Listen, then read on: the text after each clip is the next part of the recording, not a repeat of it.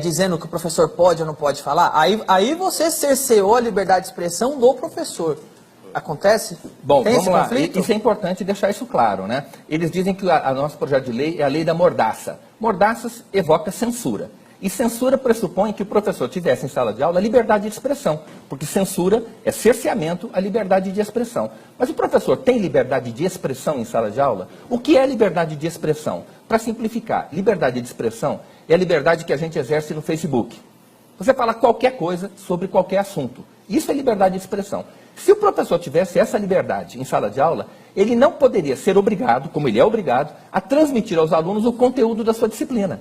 Ele poderia passar a aula toda falando de qualquer assunto. Então, um professor de química, uma matéria que algumas pessoas consideram que é aborrecida, poderia passar a aula inteira falando de futebol, de cinema, de literatura. Isso é liberdade de expressão. Se ele tivesse liberdade de expressão, não existiria ensino. O que você está querendo me dizer é que a própria natureza da profissão de professor limita a liberdade dele, porque ele é contratado para dar aula daquela grade escolar. No Facebook ele fala o que ele quiser. Exatamente, no Facebook. Na sala de aula ele tem aquele trabalho que deve ser feito. Perfeito. E por uma segunda razão. Seria como se eu entrasse no táxi e o taxista me levasse para onde ele queria.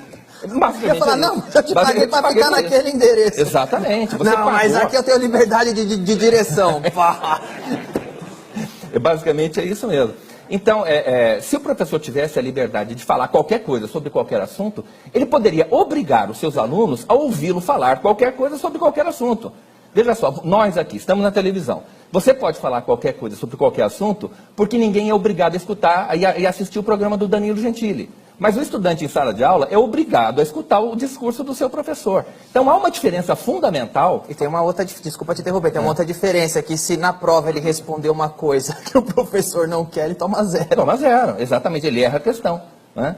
Então é essa diferença entre liberdade, porque a Constituição garante aos professores, e está expresso isso, a liberdade de ensinar. Está lá no artigo 206 da Constituição. Agora, como cidadão, é evidente que o professor tem liberdade de expressão, como cidadão. No Facebook, na praça pública, ele compra um megafone, por exemplo, e vai lá para o viaduto do chá falar o que ele quiser. Mas na sala de aula é diferente.